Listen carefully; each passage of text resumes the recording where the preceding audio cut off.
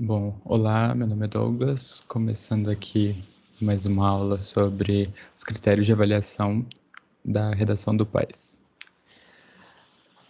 Então, a gente está aqui com esse material que você encontra no próprio site do CESP e que vai falar sobre os critérios de avaliação que vai ser cobrado na prova de redação do PAS. Aqui, o material ele define a redação como um texto que vai propor um tema formulado pela banca examinadora, acerca do qual o estudante deve escrever um texto com extensão máxima de 30 linhas, legível, caracterizado pela coerência e coesão. E a gente vai ver que esse texto ele tem que ter um máximo de 30 linhas e também um mínimo de 30 linhas para que ele seja bem avaliado.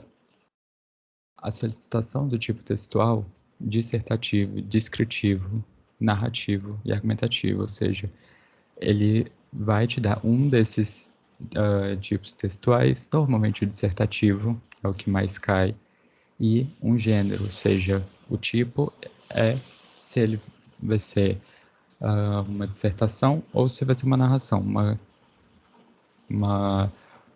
se ele vai pedir a sua opinião ou se você vai ter que contar uma história, narrar um acontecimento ou descrever um acontecimento, descrever um objeto, alguma coisa assim.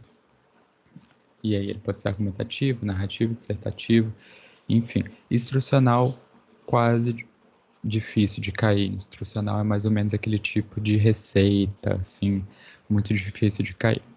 Quanto ao gênero textual, pode ser um resumo, uma carta, uma propaganda ou uma dissertação argumentativa, que é o que mais cai mesmo, que é mais ou menos esse formato que a gente está vendo aqui. Os critérios da avaliação são divididos em aspectos macro e microestruturais. Os macros estruturais vão compor o desenvolvimento do tema, a estruturação das ideias, como que esse texto está sendo organizado, e os microestruturais vão se concentrar na forma. Na forma ali a gente pode pensar mais na gramática, ou seja, grafia, acentuação, morfossintaxe, os elementos conectivos. Então, vamos aqui para os aspectos microestruturais, macroestruturais. Legibilidade. Esse critério avalia a nitidez, ou seja, a forma como o texto está escrito. Não é aspectos gramaticais, é realmente a letra. Então, a letra não precisa ser perfeita, né? Não visa a perfeição caligráfica, mas sim uma distinção entre cada letra. Então, se o S está escrito ali como se fosse um S, às vezes a pessoa não sabe se a palavra se escreve com um SC ou X, e aí mistura ali, não sabe o que é, tem que ficar bem claro para justamente mostrar o domínio da correção ortográfica também. Tem alguns aspectos que são importantes, no caso de erro, riscar, não rasurar, não borrar a palavra, só marca com um risco e reescreve a palavra. As rasuras, então, se você risca muito a palavra várias vezes, assim, a ponto de não saber o que está embaixo, são considerados erros. Um outro aspecto macroestrutural é respeito às margens. A distância ela tem que ser a mínima entre as bordas, a não ser na primeira linha no parágrafo. O parágrafo ele tem que ter um recuo aqui de 2 centímetros, né? Aqui, ó, indicação de parágrafos.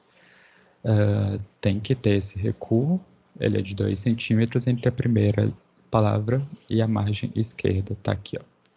Um exemplo, dá um zoom aqui.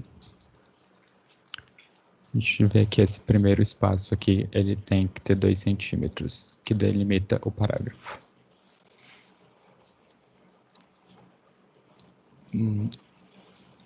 Na folha de texto definitiva, não pode ter nenhuma identificação.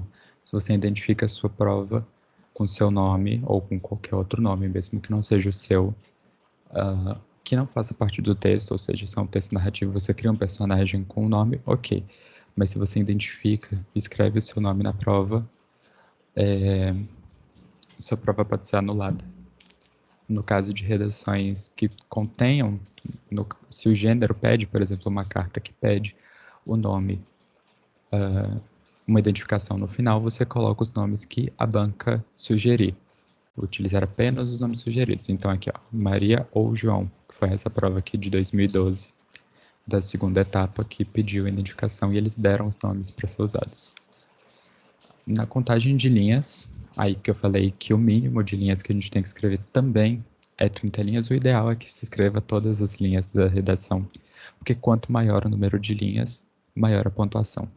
Mas também não adianta escrever as 30 linhas se for só encheção de linguiça, né? Também tem que ter conteúdo, porque se a redação tiver muitos erros assim, também vai descontar ponto. Então tem que ali saber dosar. Se tem confiança de escrever as 30 linhas, escreve as 30 linhas e que vai contar maior pontuação.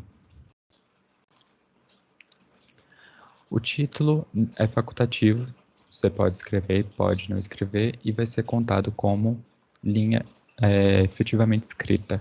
Mas como ela conta como linha efetivamente escrita, ela também tem que ser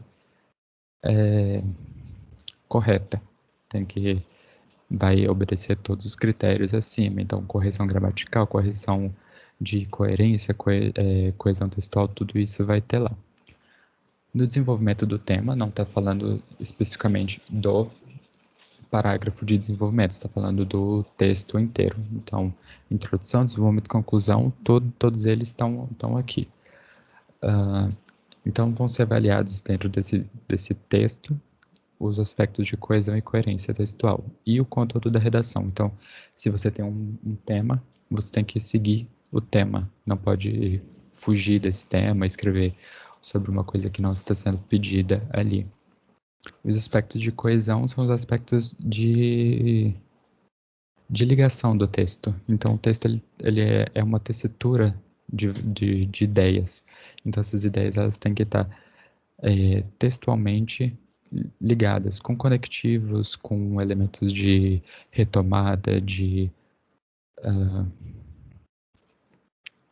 apresentação das ideias. Então, tudo isso tem que estar amarrado de maneira correta.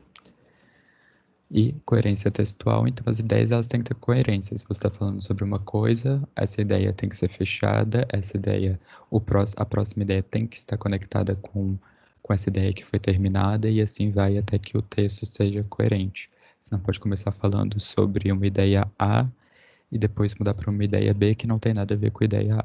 Elas têm que estar correlacionadas. Nos aspectos microestruturais são os aspectos que têm a ver com a gramática. Aqui vocês precisam dar uma olhada, tem esse material dá muitas dicas do que mais acontece, que é classificado como erro das redações, então vocês olham com mais cuidado com o tempo. Mas aqui vão ser avaliados principalmente a pontuação, o emprego e a colocação de termos, a construção do período, a concordância nominal e verbal e a regência nominal e verbal. Ou seja, aqueles assuntos que a gente aprende nas aulas de gramática vão ser cobrados aqui no texto, porque a finalidade do ensino de gramática é a construção de textos. Então, aqui vai ser avaliado essas competências na produção textual. Então, aqui tem essa parte de erros recorrentes e dúvidas, que vale a pena vocês lerem. São aqui palavras, normas de acordo com a nova ortografia, né? Que está válida desde 2016, que agora é obrigatório, então vocês têm que estar bastante esperto. Algumas coisas gramaticais aqui que ocorrem muitos erros e que é bom vocês darem uma olhada. Então, é isso.